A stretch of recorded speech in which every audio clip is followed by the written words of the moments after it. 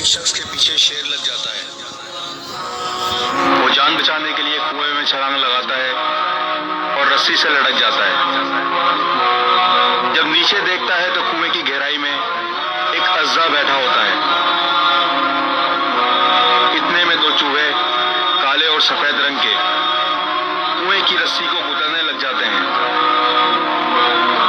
اچانک اسے کنویں میں ایک شہد کا چھتا نظر آتا ہے۔ وہ شہد کو انگلی سے زبان پر لگا لیتا ہے۔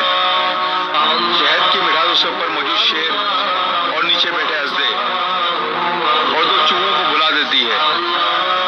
وہ بھول جاتا ہے آخر اسے نیچے ہی گرنا ہے۔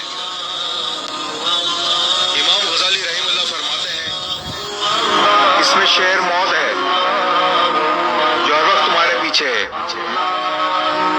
اژدھا قبر ہے جس میں تمہیں ہر حال میں جانا ہے۔